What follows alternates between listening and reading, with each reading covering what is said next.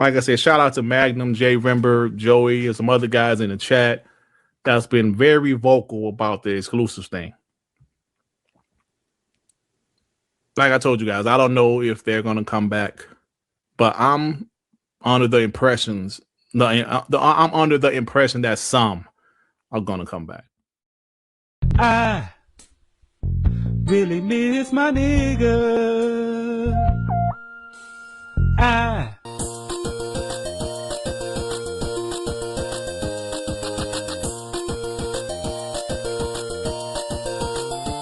Now you're talking my language. Now you're talking what I want to hear. Yeah! Throwing stones. Stop it, bro. Stop it. Because I am telling you right now, Microsoft has a way better lineup when it comes to first-party games than Sony. He ain't lying. You know this. A lot of their headliners for this year, okay? Y'all on the PlayStation side are looking to play. So stop it. If Microsoft turns around and say, hey, look, we're going back to exclusives, right? You know what that means?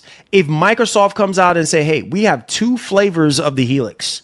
We have one that's more of like a console, right? And the other is more of like a hybrid. We have a cheaper one.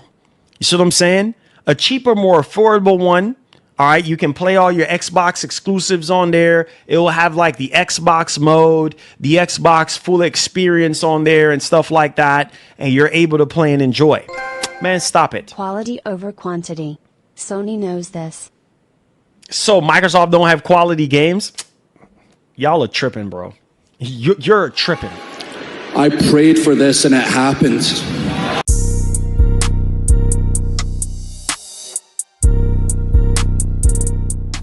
These past couple of years have been absolutely crazy for a pro Xbox content creator. Now, the whole Xbox going multi-platform thing first happened in 2024, of course, right? We were losing our minds. People was going crazy. We lost a bunch of Xbox guys in the community. It was just a bunch of crazy shit going on. So 2 years later, here it is. Now, we're hearing that there's discussions at Xbox about the possibility of exclusives coming back. Now, I will be the first to say that I heard this thing about discussions about a month ago, to be honest. I said these things on my podcast. I posted a clip earlier in the video to show that I heard some things about discussions going on. Now, I heard it was just discussions, but the more and more we start to hear, I think they are bringing some exclusives back. Now, I will be the first to say, because I've said it several times over the last couple of years, exclusives don't move the needle like it used to. Like the PS2 generation, the 360 generation, hell, even the PS4, Xbox One generation, because so many casuals are playing Call of Duty and Fortnite and GTA 5. They're playing only those games. But I also constantly said Xbox hurt the perception of the brand. The console sales are already underwhelming, but they made it even worse by not having any reason to buy an Xbox console. So when Asha Sharma first came into her position, the first thing she said was bringing Xbox back, the return of Xbox, and she also brought up the console. If you care about your console, and let's be honest, guys, the last couple years, it seemed like they didn't give two shits about the Xbox Series consoles. If you care about selling your console, you should care about exclusives. You should care about exclusives. Now, what happened? I accepted what Xbox was doing with the multi-platform strategy. I didn't like it. I never liked it, but I accepted what they were doing. But if you're trying to move consoles, you need some type of exclusives. Xbox first-party content has been incredible the last couple of years. Absolutely fantastic. Now, if they do bring back some exclusives, do I expect all their first-party games to be exclusives? Of course not. You know Call of Duty ain't going nowhere. Hell, Call of Duty can't go anywhere. They signed a 10-year agreement.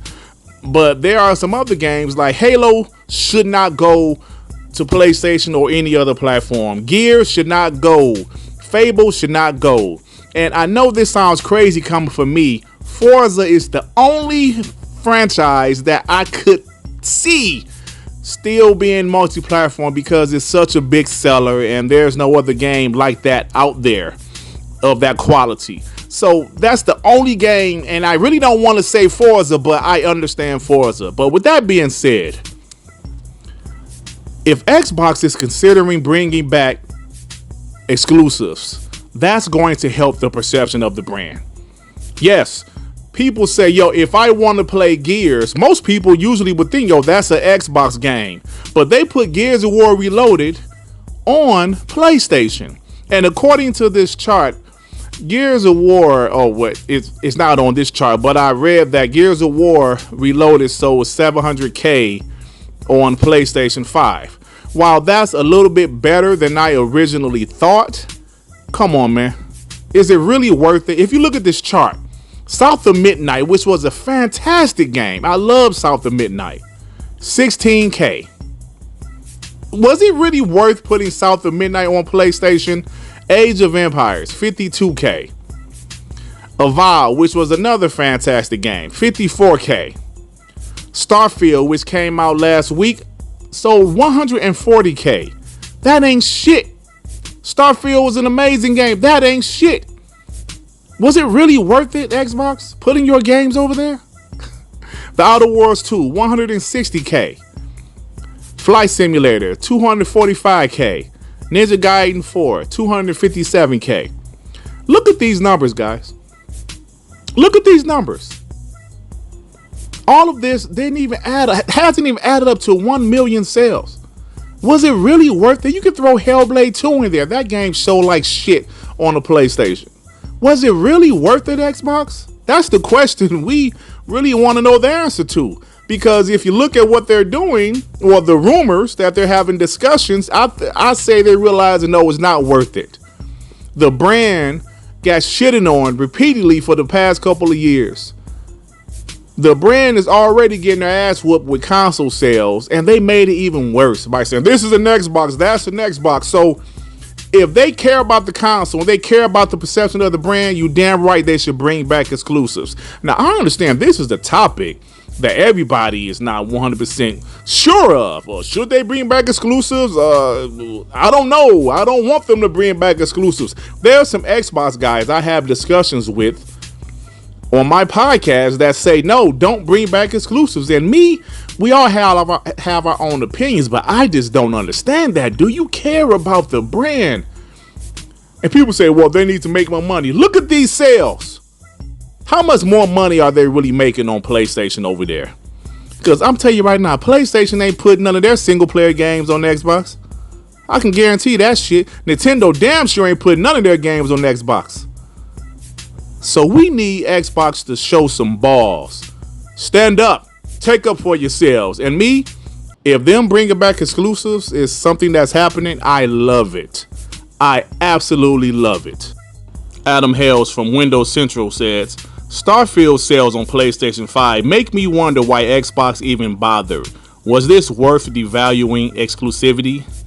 Xbox evolving strategy continues to divide opinion, and Starfield's reported PS5 numbers only add fuel to an already ongoing debate about exclusivity and long-term direction. Yes, 100%. You know, like I said, these past couple of years have been crazy. When I heard that they are going full multi-platform, I said, listen, we have to make our decision. Either you're going to remain an Xbox guy or you're going to go ahead and leave the brand and be a PlayStation guy or a PC person and roast Xbox. People made their decisions. I'm not mad at the people that made their decisions. I do feel that some people went out there crying like bitches on a regular basis. But listen, if you was mad about what they're doing, I understand it. Because listen, I was livid. I was pissed off when we heard about their games going multi-platform. But I said, yo, no, it is what it is. I'm not going to cry about it. I'm not going to go on social media and bitch about it. But here we are, man. And these past couple of years have been very telling to me. I keep on saying the word perception because that's the thing I noticed that was hurt the most. And Xbox, even when they wasn't really selling their games that well, they didn't have many games, I should say, late in the Xbox One generation, where they were struggling with console sales, as they're still struggling with console sales. but it was a little bit different. At least they had exclusives. At least they were trying to show some type of fight, and that just ended the last couple of years.